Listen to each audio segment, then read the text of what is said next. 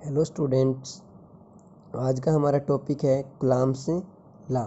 According to this law, the force of interaction between any two point charge is directly proportional to the product of charge and inversely proportional to the square of distance between them. इसका मतलब क्या हुआ, जो किन्हीं भी दो charge particle के बीच में लगने वाला फोर्स डायरेक्टली प्रोपोर्शनल होता है उनके चार्ज के प्रोडक्ट के एंड इन्वर्सली प्रोपोर्शनल होता है उनके बीच के लगने वाली डिस्टेंस के स्क्वायर के। अगर अब इस कांस्टेंट को हटाने के लिए हम क्या यूज करते हैं कि कांस्टेंट साइन, जिसको हम क्या बोलते हैं, इलेक्ट्रोस्टैटिक कांस्टेंट फोर्स, जिसको हम के से डिनोट करते हैं। ये डिपेंड करता है नेचर ऑफ द मीडियम। अगर हम बात करें इसकी एसआई वैल्यू की, तो वो हम क्या लेके चलते हैं, इसकी SI unit newton metre square पर कूलम्ब स्क्वायर। और जो एसआई सिस्टम में इसकी वैल्यू है वो है 9 × 10⁹ बट हम इसको डिनोट करते हैं k = 1/4 epsilon note. Epsilon note यहाँ पे क्या है, इसको हम एप्सिलॉन नोट भी बोलते हैं। ये हमारा क्या है, absolute permittivity of A free space. अगर हम इस वैल्यू को हमारी फर्स्ट इक्वेशन में पुट करते हैं तो ये हमारा क्या बन जाता है, F = 1/4 epsilon note Q1 Q2/r²।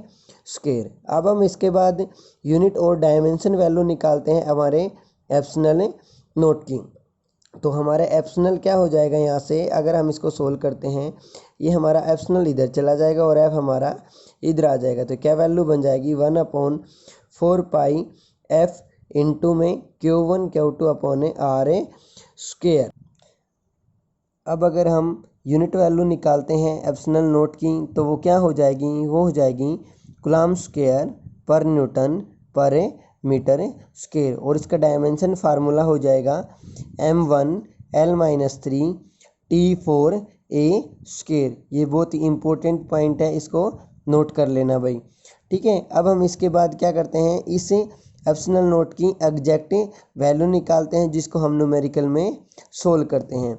अगर हमारे पास इन सब टर्म की वैल्यू हम पुट कर लेते हैं, क्या कि अगर हमारा जो चार्ज है वो यूनिट वैल्यू है और उनके बीच की डिस्टेंस भी यूनिट वैल्यू है, लाइक एज 1 मीटर, तो हमारे जो एप्सिलॉन होगा उसकी वैल्यू कितनी आ जाएगी, वो आएगी हमारे पास 8.85 × 10⁻⁻12 कूलम्ब स्क्वायर पर न्यूटन पर मीटर।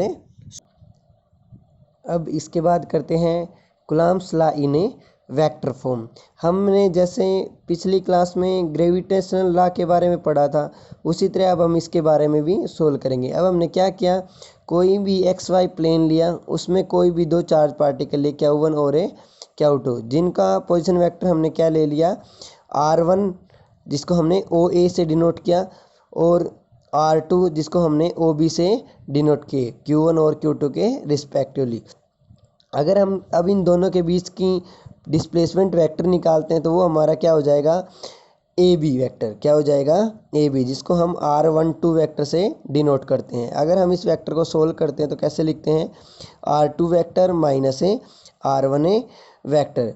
अगर हम इसको अब दोनों टर्म में सेम वैल्यू में लेके यूज करते हैं तो हमारा इसके अपोजिट क्या हो जाएगा, BA वेक्टर, जिसको हम क्या लिखते हैं, R21। इसका मतलब क्या हुआ, अब हम 2 से 1 की तरफ मूव कर रहे हैं, जिसको हम कैसे लिखते हैं, R1 माइनस R2। जो मैग्नीट्यूड वैल्यू होती हैं R12 और R21 की, वो क्या होगी, सेम होगी भाई।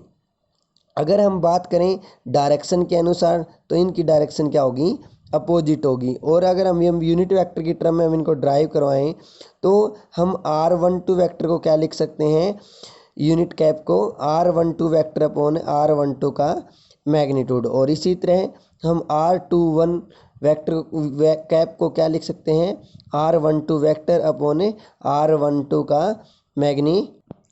अब देखो, हमें पता है दोनों चार्ज एक दूसरे के ऊपर फोर्स लगाएंगे, तो हम कंसाइडर कर लेते हैं जो हमारे 1 के ऊपर लगने वाला फोर्स है उसको हम क्या लिख लेते हैं, F12 इन वेक्टर फॉर्म। इसका मतलब क्या लिखेंगे, force on Q1 due to Q2। इसी तरह हम Q2 पर लगने वाले फोर्स को क्या लिख लेते हैं बेटा, हम लिखेंगे उसको F21। इसका मतलब क्या हुआ, force on Q2 due to Q1।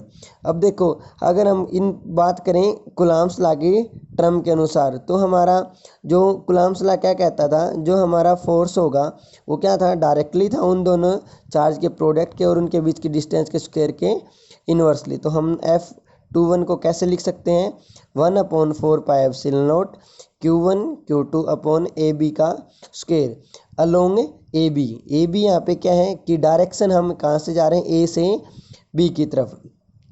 अब हम इसको अगर in term of unit vector लिखते हैं तो AB का हमारा यूनिट वेक्टर क्या है, R12। इसको हमने कैप से शो कर दिया भाई।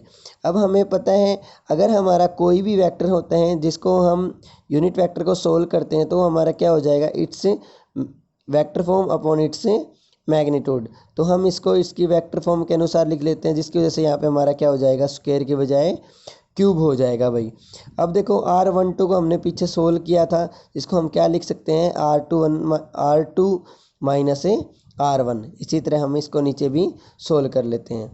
अगर बाई इंटरचेंजिंग हम F12 को निकालते हैं तो F12 हमारा क्या हो जाएगा, Q1 Q2 अपॉन R21 और इसी के साथ हमारा R12। अगर हम इन्हीं हमें पता है जो हमारा R12 वेक्टर है वो अपोजिट है R21 वेक्टर के। अगर हम यही पॉइंट दोनों यहाँ पे नोट करते हैं तो ये हमारा किसके इक्वल आ जाएगा बेटा, ये हमारा आ जाएगा -F21 के इक्वल। और हमारी फॉर्म क्या बन जाएगी, F12 वेक्टर